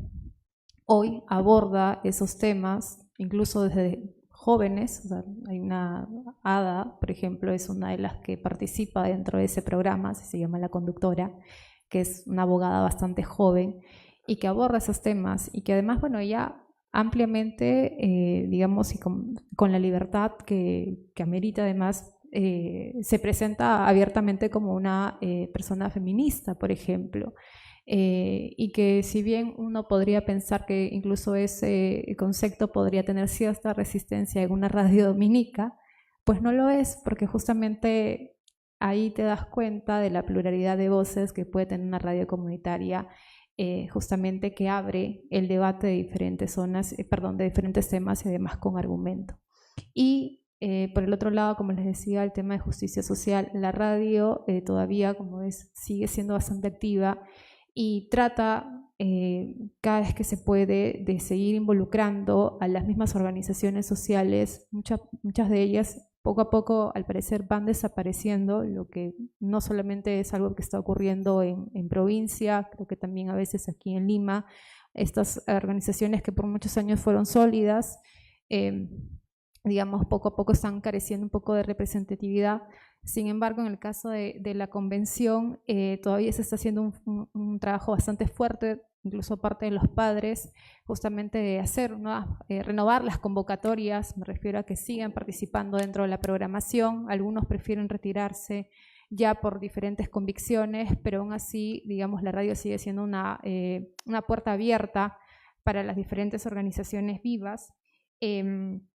Y es así que, por ejemplo, en el aniversario 50 de la radio se organizó una semana de los temas claves para el desarrollo de la provincia de la Convención. Se tocaron temas como el desarrollo del gas de Camisea, de por qué no llega el gas en un lugar donde se explota el gas, por ejemplo, del tema de las preocupaciones sobre salubridad, ¿no? Como les decía, no hay un hospital de alta complejidad, pese a que ya es una provincia que cada año crece más y recibe mucho más migración. Las ciudades se expanden, ¿no? Y digamos, las operaciones de alta complejidad se tienen que realizar en Cusco, que es un viaje de casi 5 horas en ambulancia. Se imaginarán que obviamente es una preocupación social bastante fuerte, por mencionar algunos temas. Así que eso sigue vigente dentro de las preocupaciones que recoge en el caso de Radio Quillabamba. Y sobre el tema de los desafíos estéticos, también lo voy a responder como comunicadora. La pregunta me hizo recordar inmediatamente a un programa que se llama Tropicalizando, que se transmite casi en las noches, tardes noches de los sábados y domingos en Radio Quillabamba, y que es es lindo porque, como les mencionaba, tienes programación en quechua, porque obviamente mucha gente todavía vive en el campo, ¿no? Vive en sus chacras. Les gusta escuchar el huayno a las 5 de la mañana cuando están yendo a cosechar o a cultivar café, cacao, la yuca, entre otros cultivos. Pero también en el caso de Tropicalizando, es mucha cumbia, ¿no? Cumbia que le gusta también escuchar no solamente a las zonas de las comunidades amazónicas, sino también, por ejemplo, en la misma ciudad, porque también recibe mucha migración de las mismas comunidades amazónicas, ¿no? Y entonces hay, como les decía, esa convergencia de estas dos culturas bastante interesante, y una no deja o no opaca a la otra dentro de la misma programación de la radio, ¿no? Y quizás solo ya para cerrar, otro elemento estético que me parece interesante, que es que la misma radio ya hace, creo que buen tiempo, ha hecho una recopilación bastante interesante de casi toda su historia. De hecho, en algún momento ellos implementan el Museo de Radio Quillabamba, en donde están hasta cartas. Lo que mencionabas me hace recordar mucho a las cartas que ellos también reciben, incluso de países muy, muy lejos, porque a través de la onda corta me parece es donde también hay estos radioaficionados, ¿no? Que captan la señal de Radio Quillabamba y conocen de la programación, conocen de la cultura de la zona, y es a través de ellos quizás incluso las primeras promociones de turismo, ¿no? Gente del extranjero que de pronto llega a la radio a Quillabamba, uno le pregunta ¿y cómo llegaste? Y muchos a veces te responden que es porque conocieron la radio, ¿no? Y eso de verdad es bastante interesante y emotivo. Y solo para cerrar, algo que me olvidaba, que creo que también es bastante importante, sobre el tema del todismo que preguntaba Sebastián. Radio Quillabamba es parte de una red de radios dominicas, ¿no? Existe Radio Madre de Dios, existe Radio Cepagua, existe Radio Santa Rosa. Me parece que CENCOS es el organismo un poco que administra, por así decirlo, esta red de radios dominicas en todo el territorio nacional. Y me parece que a través de ellos y con convenios con diferentes fundaciones es que también ayudan en la capacitación no solamente de los padres, desde parte un poco quizás técnica, sino también de quienes conducen los programas, que creo que también eso es importante. Muchos de ellos no solamente reciben capacitación desde el tema quizás desde el punto de vista de evangelización, sino también de estos aspectos técnicos desde la formación comunicativa, porque muchos de los que trabajan en la radio no son necesariamente periodistas o formadores en comunicación, o son técnicos de sonido, por ejemplo, pero han recibido la capacitación, digamos, necesaria y las bases para empujar, ¿no?, la radio y que ésta siga cumpliendo muchos años más de vida. Sí, gracias. Bueno, nos quedan 6 minutos antes de proyectar el documental. Tal vez una pregunta o dos muy cortas, porque realmente... ¿sí? ¿Sí? Hola, buenas tardes con todos. Muchas gracias a ustedes por sus ponencias tan dinámicas y interesantes. Solamente quería hacer el comentario de lo que ahora también de lo que he podido observar en los seminarios arquidiocesanos, a lo menos en el seminario de Cusco, los seminaristas reciben cursos de cómo se anima una emisión de radio. Entonces, ahora en la misma profesionalización y formación de los sacerdotes, la radio sigue siendo considerada como una herramienta de difusión muy importante, ¿no? Y he acabado de ver también en las noticias que hoy día la Conferencia Episcopal Peruana justamente estaba dedicando un premio para los difusadores, como lo han llamado, el Premio Nacional de Comunicación Cardenal Juan Landazuri Ríquez, y justamente han dedicado este premio a 2 sacerdotes cusqueños que animan un programa de catequesis en quechua por Facebook, ¿no? Entonces, este movimiento de la radio sigue siendo, ¿no? Y yo, de lo que he visto, los párrocos se aprovechan también de las radios municipales, y muchos de ellos ahora por las 6 de la mañana tienen programas de radio que suelen llamar Muso Huillacuy, de evangelización, ¿no? Para que llegue también la lectura del día a las comunidades donde no pueden ir a celebrar la misa. De lo que estaban diciendo y que me pareció súper interesante con el tema de los sonidos que se usan, Yo justamente algo que más siempre ha llamado la atención cuando acompaño a estos párrocos que celebran esta misa virtualmente por la radio, es que en estas radios de los campesinos siempre suelen, más que todo, escuchar huaynus locales, y me he dado cuenta de que los sacerdotes, entre dos lecturas, entre las reflexiones, comparten huaynus que no sabía cómo llamarles, les he llamado huaynus católicos, que son producciones musicales, y estoy con la interrogación de saber cómo nacieron estas producciones, porque justamente parece que son músicas de huaynu justamente producidas para ser difusadas en las radios y en las emisiones de evangelización. A veces son los mismos sacerdotes que hacen estos cantos, y hay un montón de videos en YouTube donde comparten estas músicas y que de verdad están inspiradas por todos los marcos especiales del huaynu andino, ¿no? Hasta los clip video. El padre está cantando a sus lados dos chicas con las polleras del campo, y estos huaynus católicos, de verdad, uno que no habla quechua podría pensar que es un huaynú como un otro, ¿no? Pero las letras son típicamente de evangelizar también. Entonces, quisiera preguntarles si también habían observado este tipo de producción y de inventar así nuevos tipos musicales, ¿no? Inspirándose de lo que ya existe para seguir aprofundando este trabajo de evangelización, ¿no? Gracias. Bueno, tal vez otra. Por favor, preguntas muy cortas, si no, no vamos a tener tiempo. Bueno, buenas tardes a todos, expositoras. Felicitaciones por esa panel que presentaron de su exposición. Quería preguntarlo principalmente de la radio Quillabamba, provincia de Convención, abarca todo el distrito, Pichare, Quimbiri, como se llama, toda parte, margen, izquierda, río Apurímac, ¿no? que pertenece a la región Cusco, ¿no? Entonces, varias veces estuve trabajando Pichare, Quimbire, N, todo eso. Hay unos grupos étnicos en allí, familia Barbosa, ¿no? Que está por Pichari, al fondo, ¿no? Pero en allí son machiguengas, ¿no? Ellos, y hay un solo sacerdote que está en Pichari, ¿no? Pero no le escuchan principalmente los radios que está Quillabamba, ¿no? Existen allí principalmente Radio Tropicana, ¿no? Y Tropicana y Santa Rosa, que está Radio Santa Rosa, que pertenece al distrito de Santa Rosa, que pertenece a la región Ayacucho. Ese es frente, ¿no? Porque no separa Río Apurímac, ¿no?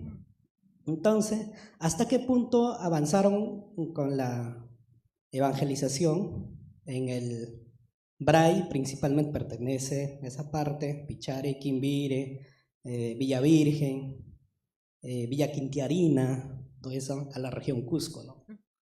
Entonces, ¿y qué orden religioso está en esa margen, ¿no? Porque un sacerdote nada más he visto yo en Pichare, únicamente en Pichare, ¿no? Más allá, cuando he ido, no lo encuentro, ¿no? Muchas gracias. Sí,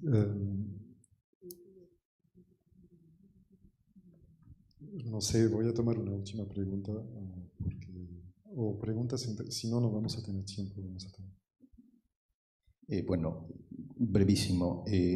Me gustaría que entre las tres comentaran algo en relación al lugar del misionero en la línea del comentarista, del comentario del moderador, pero desde esas perspectivas asimétricas y digamos hasta coloniales que evidentemente ya se han trabajado. Yo justo el año pasado estuve leyendo dos textos, uno de Yael Mabat sobre el lugar de los misioneros adventistas en Puno, y luego el texto de Oeri sobre el trabajo de los Sagrados Corazones en Yayaviri. y trabaja esta cuestión de cómo estos misioneros que vienen con todo un discurso renovado y en fin, pero que finalmente ocupan un lugar, digamos, privilegiado en estos espacios de construcción de iglesia, en lo que ellos denominaban incluso fronteras de misión. Me parece interesante que la mesa como que justo han ido a los lugares de frontera, ¿no? O sea, Madre de Dios, Puno, Pues Cusco, son los lugares donde ellos veían que casi como que el evangelio estaba como o no había llegado bien o no suficiente y se acercan diciéndole a los creyentes locales casi como que cómo deben ser cristianos. Entonces, un comentario sobre eso y cómo ha ocurrido esa transformación luego, supongo, a una dirigencia, a un liderazgo más local, ¿no? ¿Qué tensiones han existido o si las hubieron? Gracias. La última pregunta.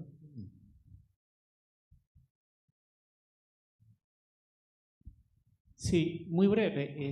Para Verónica, una pregunta es sobre, hablaste del asedio a los achánicas de parte de Sendero. No sé si te refieres a la misión Cutivirene del padre Mariano Gagnón, si te refieres a ese caso, porque hay un libro también bien interesante acá en las Facultades Sociales que es Guerreros en el Paraíso.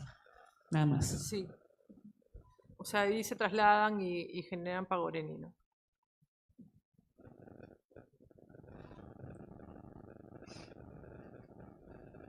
Es un libro de Gañón, creo, ¿no? Entonces, solo para responder así súper chiquitito, súper concreto, bien interesante lo que cuentas del caso de Cusco, y creo que pensando en, no sé si nuevos tipos musicales, creo que en algún momento hubo esa ambición, pero hubo varias lecciones de humildad en el camino, y ahora lo que se me ocurre en verdad como un paralelismo que viene también desde la década en la que me he concentrado en esta presentación, es más bien en el tipo de sonidos y el tipo de producción radial que implica hacer cuñas y campañas y sociodramas, ¿no? Como estas campañas chiquitas, por ejemplo, de agropecuarias o qué sé yo, y que implican siempre un fondo musical específico, que implican un tipo de sonido, que implican, no sé, duplicar las voces, casi siempre son varón-mujer que se responden, es como una especie de diálogo. Entonces creo que pensando así como en estética musical, sonora, me parece bien interesante y creo que hay pocos estudios sobre este formato de campañas, en verdad, radiales, ¿no? Creo que eso sería como un poco por donde iba tu comentario. Y lo otro es pensando en líneas generales en el lugar del misionero, que sí, pues, o sea, no nos hemos puesto de acuerdo, ha sido de absoluta casualidad, creo, que estamos como en zonas de alguna manera de frontera, pero es interesante pensar en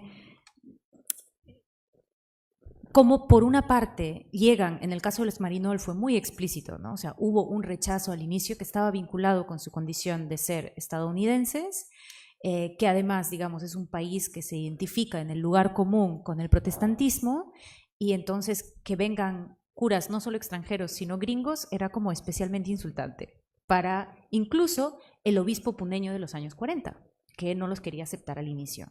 Entonces sí hay un rechazo inicial que corresponde a eso, pero después definitivamente dentro de la misión y dentro del trabajo de la radio hay un innegable, digamos, privilegio de venir con ciertos fondos, de venir con cierta formación, etcétera, y que yo creo que un poco que se modula y se lima y llega a un modelo más participativo de la radio y de comunicación, no necesariamente a partir de una voluntad propia de los Marinol de adaptarse a ello, sino de varias lecciones de humildad aprendidas. O sea, creo que mucho jugó acá el idioma, mucho jugó acá que desde el inicio los Marinol necesitaron, más aún incluso que en otras misiones en Perú, necesitaron muchísimo apoyo local porque no hablaban las lenguas al inicio, ¿no? Pero también como una serie de factores que se suman y que hacen que en estas lecciones de humildad asuman que un modelo participativo es lo que les va a dar frutos, ¿no? Y eso se refiere tanto, digamos, a la producción específica como al uso mismo de las lenguas originarias, ¿no?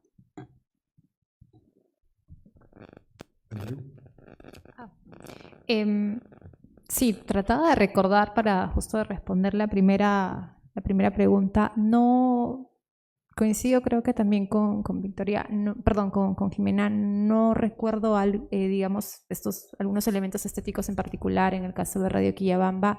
Quizás más es desde la parte de las actividades, de cómo manejan, por ejemplo, cuando se tienen que transmitir incluso las misas desde las mismas comunidades cristianas campesinas, ¿no? Que tienen una forma particular. Creo que a diferencia de la misa que se puede hacer en la catedral principal, por ejemplo, ¿no? La participación es distinta, la música también es un poco diferente, incluyendo justamente en algunos, combinar un poco el español con el quechua, por ejemplo, cuando se transmite desde allí.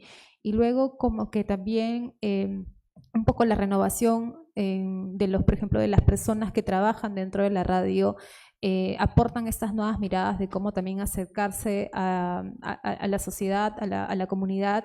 Y, por ejemplo, te decía, ¿no? A través de actividades, por ejemplo, desde la realización que se hizo hace algunos años atrás, por ejemplo, un concurso de cometas, que esto integró mucho a la comunidad nuevamente con la radio. Creo que fue bastante interesante, además porque unía entre personas mayores, padres, familia y sus hijos, ¿no? Y era un espacio también un poco para, de forma implícita, quizás evangelizar esta figura de familia, ¿no? Desde el tema de la esencia o desde el mensaje de los padres, pero también como este acercamiento con la misma radio, ¿no? O, por ejemplo, recordarlos, una vez hicimos también una especie de tómbola, unos juegos muy, muy antiguos, que era, no sé si te acuerdas, Sebastián, no sé si estuviste allí, pero este juego de la rueda con un palito, que yo en lo particular ni siquiera sabía que existía, pero que la gente de la zona sí, y se acordaba mucho de cuando lo jugaban de niños.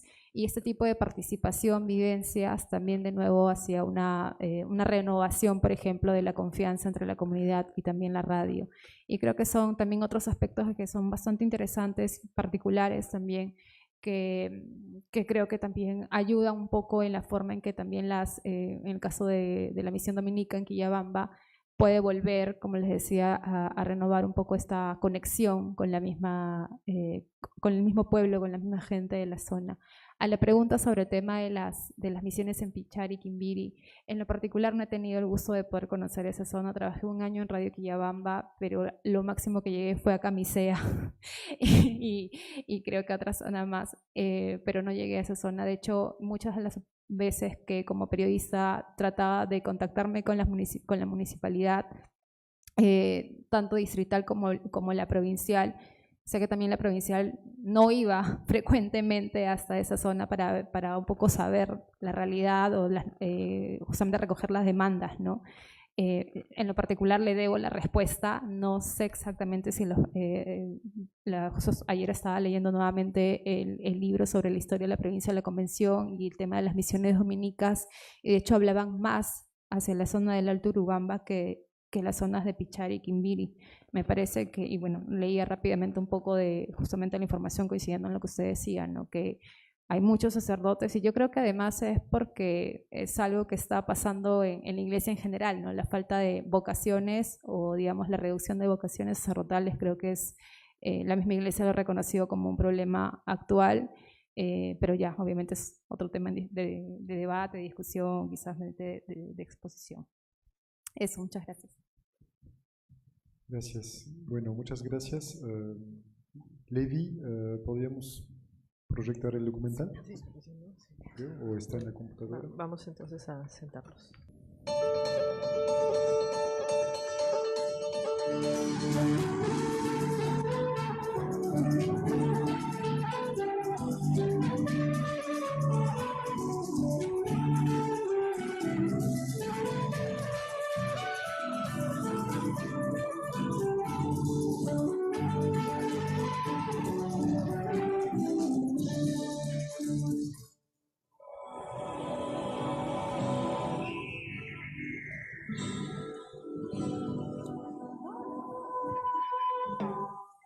Una noche, cuando los hombres solamente sabían comer tierra roja, bajó el poderoso Casiri y les enseñó a sembrar yuca, plátano, caña de azúcar, piñas. Todas las plantas son sus hijas.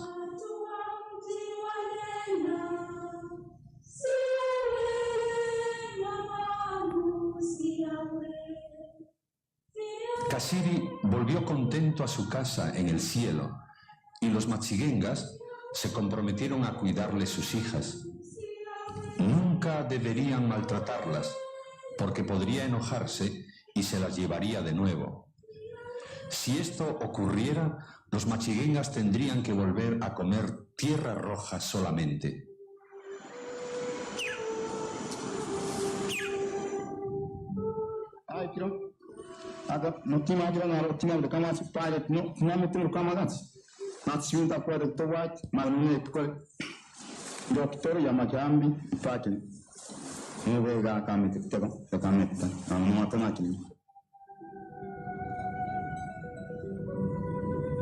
Así nos lo contaron los antiguos. Kasiri vigila siempre desde el cielo y los Machigengas nunca le harán enfadar.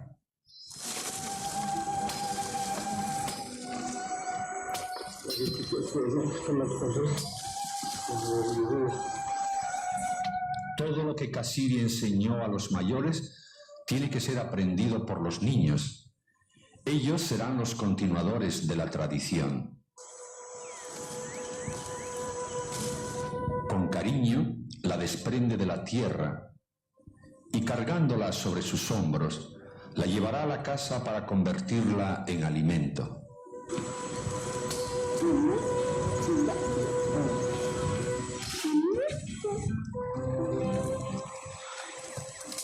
La yuca, o sekachi, no puede faltar nunca en la comida del Machigenga.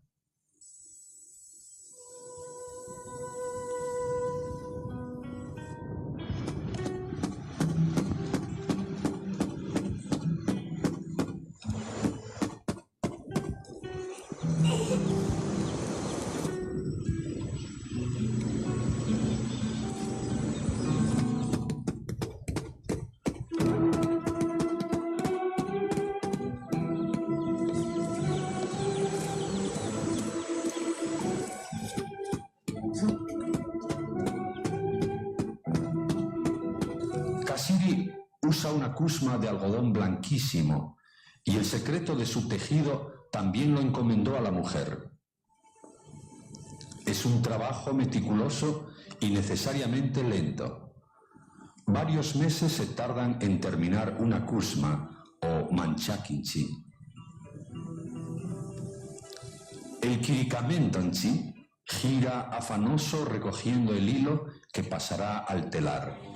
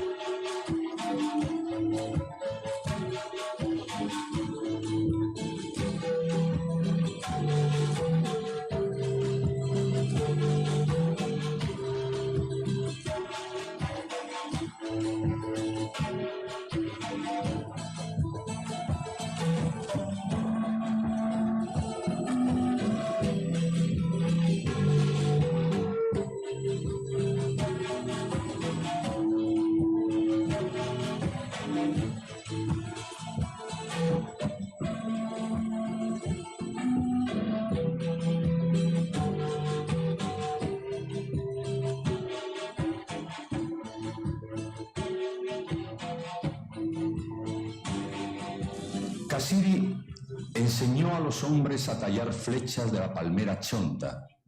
Con ellas podrán conseguir carne y pescado que acompañen a la comida de la yuca. También los niños son expertos en el arte de colocar las plumas direccionales en el extremo de la flecha.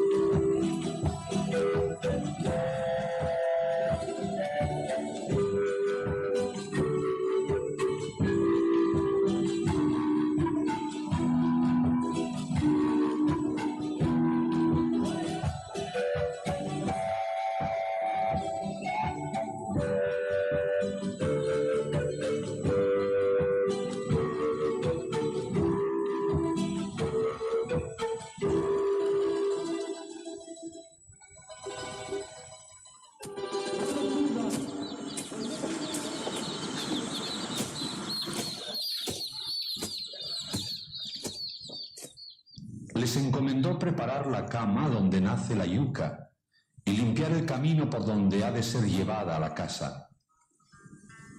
2 veces por año, antes de las lluvias, tienen que limpiar cuidadosamente las chacras para que Secachi, la yuca, crezca grande y hermosa.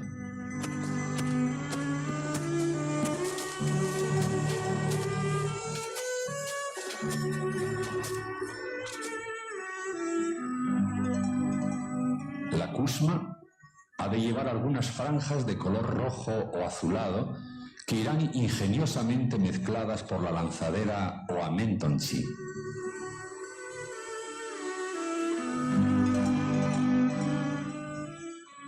Secretos de Kashiri que son transmitidos a los niños mediante una educación permanente que les abre al conocimiento de la vida.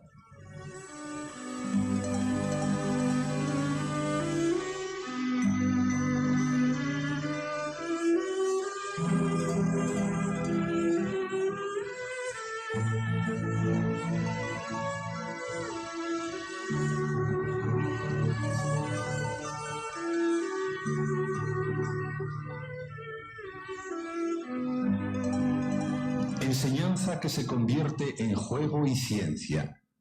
No es fácil preparar la brea al fuego, ni conocer el comportamiento de las canoas en el río. Se ensayan los peligros de las correntadas mientras se juega en la quebrada.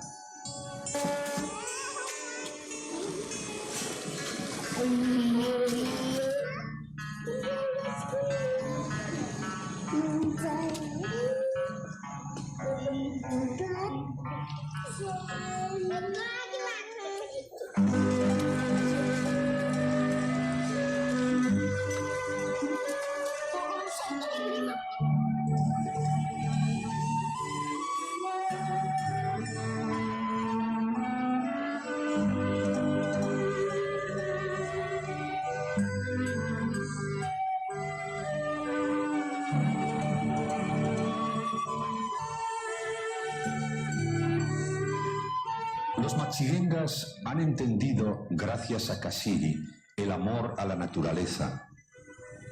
Hombre y mujer, tierra y agua, fertilidad de la vida, unidos en un mismo amor, en un mismo destino.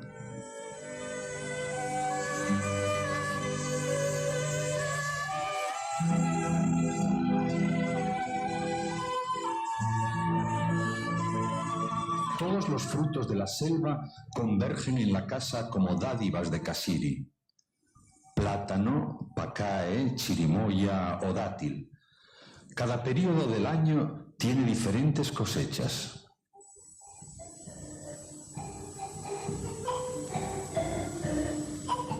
Pozzoti es el achiote rojo y brillante, utilizado para las pinturas de la cara y los vestidos. Él es quien une a los machigengas y los identifica con la madre tierra, la tierra roja que ellos comían antes de bajar Kashiri.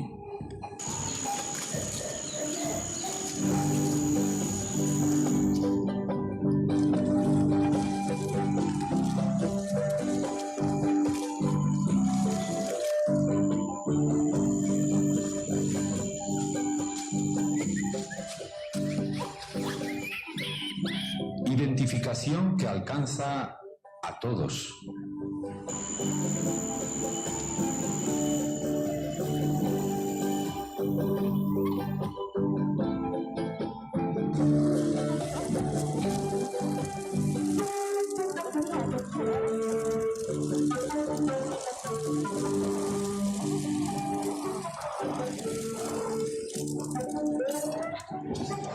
La niña también participa de la limpieza y cuidado de Pozzoti bajo la vigilancia materna.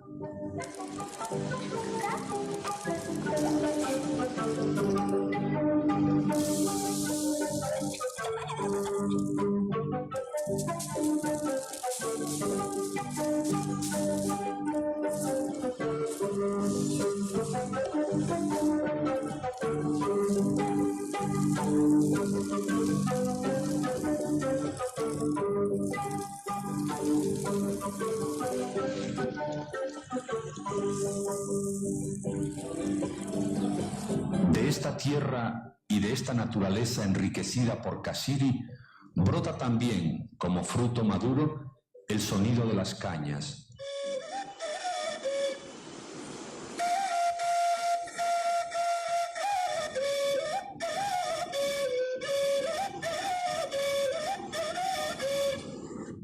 Música del hombre que entra en el concierto de los seres y llega hasta Kashiri, que se complace porque es la voz de sus hijas.